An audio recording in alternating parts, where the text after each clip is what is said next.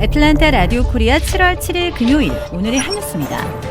미국 경제에서 돈과 성장이 동북부에서 대거 빠져나가고 동남부 6개 주로 몰리고 있다고 블룸버그 통신이 오늘 보도했습니다.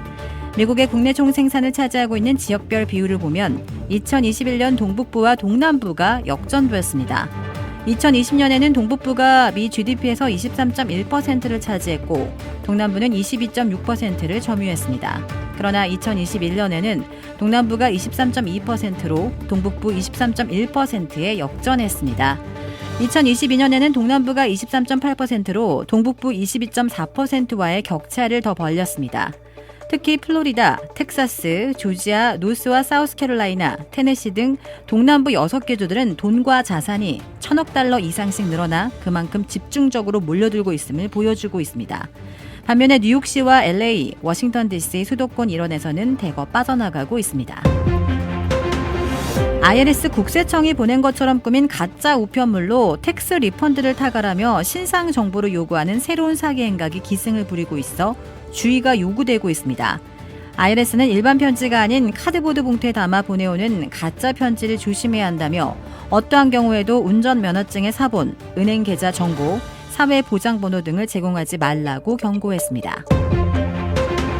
아랍에미리트의 도시 두바이가 슈퍼 리치들의 최애 도시로 떠오르고 있습니다. 파이낸셜 타임스는 최근 부동산 컨설턴트 기업 나이트 프랭크의 조사 결과를 인용해 두바이가 2023년 1분기에만 1,000만 달러 이상의 초고가 주택 거래인 92건이 성사된 시장이라고 보도했습니다.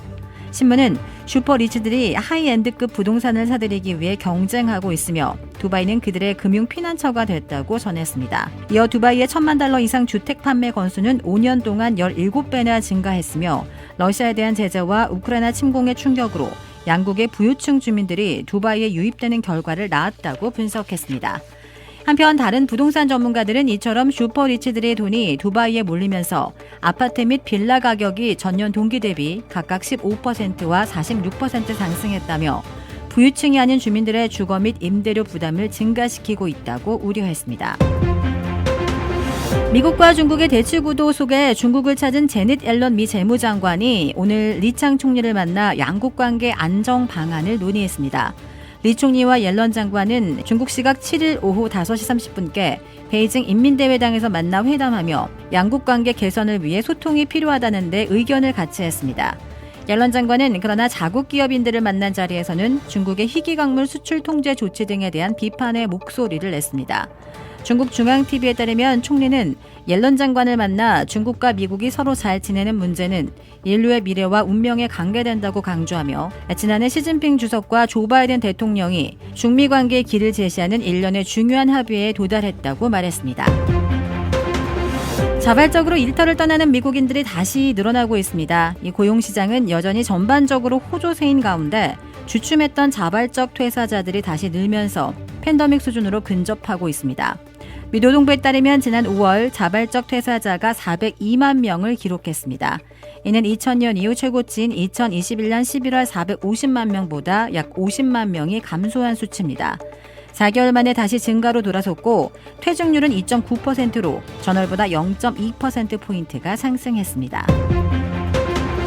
이 팝스타 브리트니 스피어스가 미 프로농구 NBA 샛별 빅토르 웬반야마에게 사진을 찍자고 요청하려다가 웬반야마의 경호팀장에게 폭행을 당하는 수모를 겪었습니다. 미 연예 매체 TMZ에 따르면 스피어스는 지난 5일 밤 라스베가스에 있는 호텔에서 남편 등 일행과 식당에 들어가다 팬으로서 좋아하는 웬반야마가 있는 것을 보고 다가갔습니다. 스피어스는 이어 같이 사진을 찍을 수 있는지 물어보려고 웬반야마의 오른쪽 어깨와 등을 살짝 두드렸는데 순간 웬반야마의 경호팀장이 세게 쳐 바닥에 넘어지고 끼고있던 선글라스까지 떨어졌습니다. 이후 스피어스는 레스토랑으로 들어가 테이블에 앉았고 웬반야마의 경호팀장은 스피어스를 찾아가 사과하고 알아보지 못했다고 해명한 것으로 전해졌습니다. 하지만 스피어스의 경호팀은 폭행 혐의로 웬반야마의 경호팀장을 경찰에 신고했습니다. 프랑스 출신인 웬바냐마는 키가 220cm로 NBA의 초특급 유망주이며 지난달 신인 드래프트에서 1순위로 지명돼 샌안토니오 스퍼스에 입단했습니다. 이 메모리 한파가 계속되면서 한국의 삼성전자가 2분기에도 최악의 성적표를 받았습니다. 삼성전자는 올해 2분기에 영업이익 6천억 원, 매출은 60조 원을 기록한 것으로 잠정 집계됐다고 밝혔습니다. 지난해 같은 기간과 비교해 영업이익은 95.7%, 매출은 22.3%가 줄어들었습니다. 14년 만에 최악의 실적을 기록했던 지난 1분기와 비슷한 수준입니다. 삼성전자는 3분기 메모리 감산 효과로 D램 공급 과잉이 어느 정도 해소되고 가격 하락도 진정되겠지만 큰 반등을 기대하기는 힘들 것으로 관측됩니다. 결국 삼성전자는 4분기에 인공지능 서비스 확산에 따른 차세대 D램 수요가 늘어날 때쯤 돼서야 실적 반등이 본격화할 것으로 보입니다. 반면 LG전자는 2분기에도 상승세를 이어가며 영업이익에서 삼성전자를 또 추월했습니다. 주택 구매뿐만 아니라 커머셜, 웨어하우스, 비즈니스 건물까지 부동산계의 큰손 이주환 부동산. 크레딧 카드 빚 최대 80%까지 탕감. 크레딧은 지켜드리고 빚은 줄여드리는 O3 컨설팅이 오늘의 한 뉴스를 후원합니다. 이상 애틀란타 라디오 코리아 7월 7일 금요일 오늘의 한 뉴스의 고지선이었습니다.